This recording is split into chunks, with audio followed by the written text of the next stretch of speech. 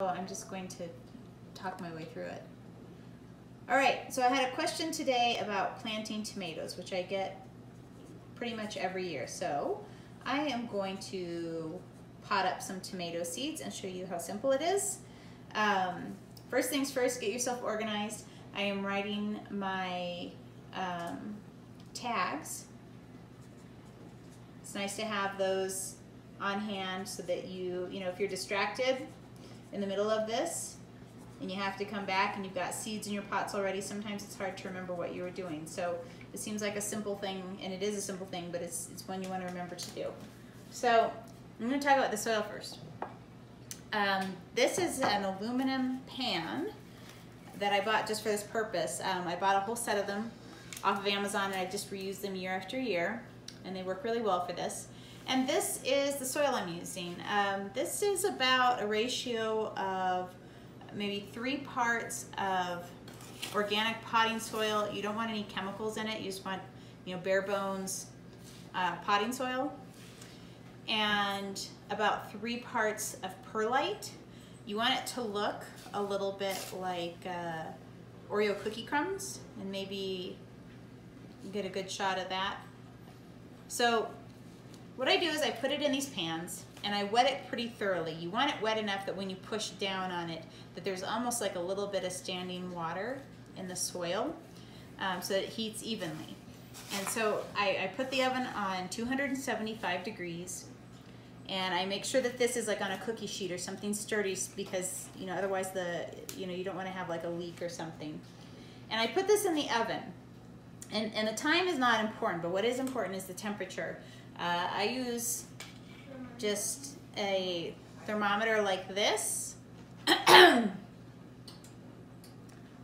I put in 153 degrees. The reason is you don't really want this to get over 160. There's some other chemical reactions that happen beyond 160.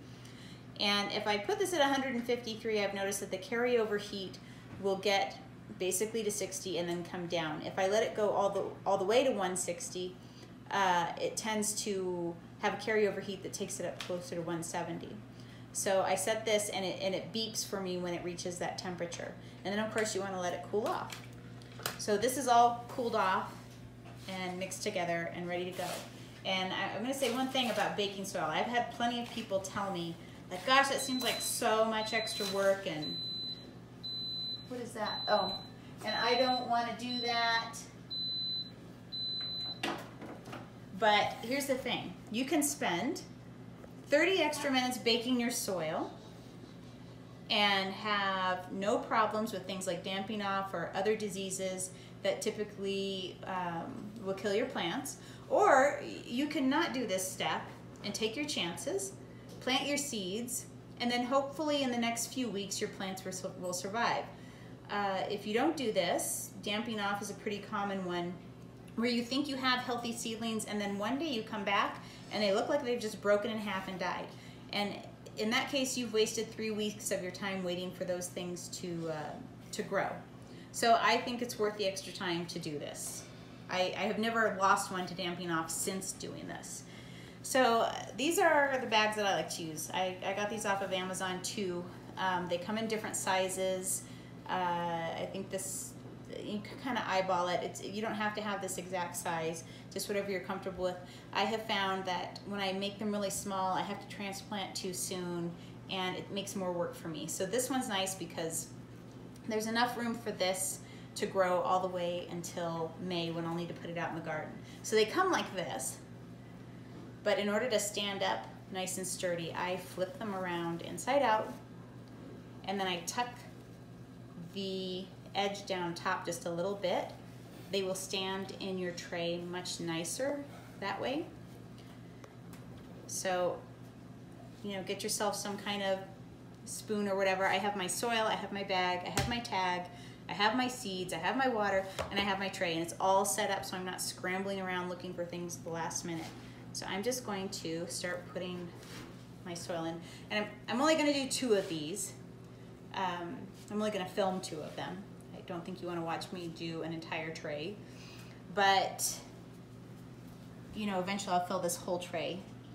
And after this tray is full and it's watered, they go In my basement, I have basically some grow lights on a shelf, and that's where I put them.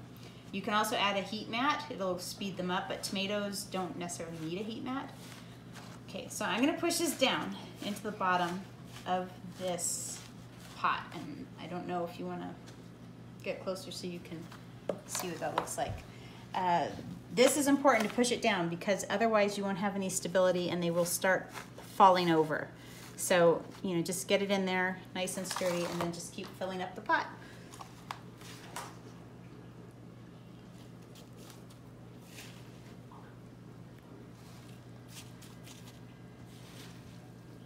Basically, I have found that when I'm doing this size pot, one container of soil like this usually fills just enough pots that are this size for a tray like this. This is just a 10-20 tray, and I get them from Bootstrap Farmer. They do sell them on Amazon and other places, but Bootstrap Farmer has really thick ones, and they last year after year after year. They aren't that much more expensive. All the other ones that I have ever bought, I'm lucky if they last one season. You know, I might be able to get 2 seasons out of them, but these things, you know, these are really sturdy and worth the extra money.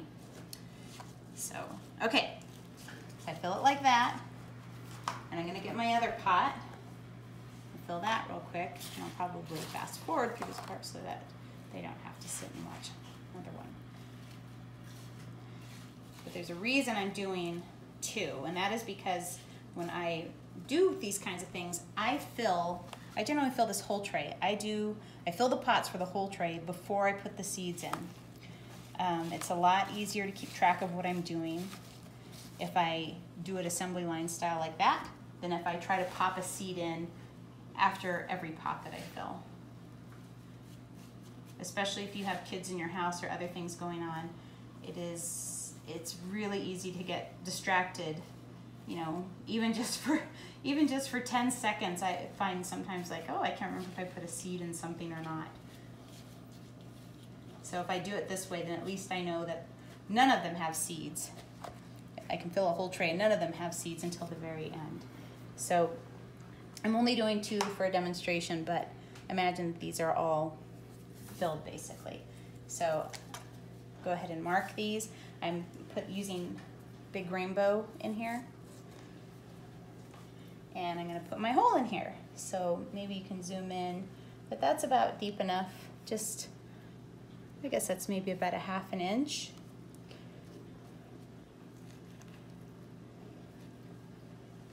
And then I get my seed.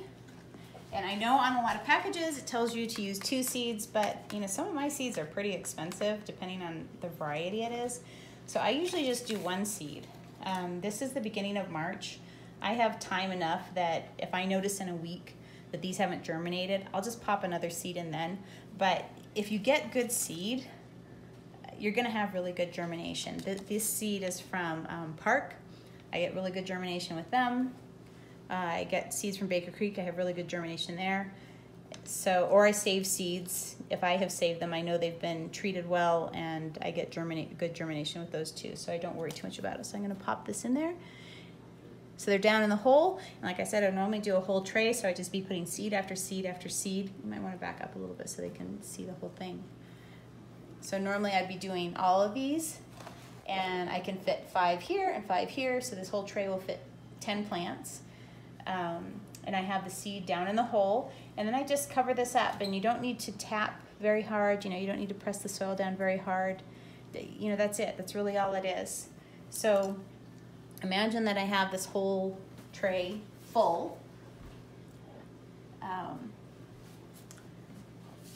I just put some water down in the bottom. I do not water the tops of my pots, and this is important. I don't water this part.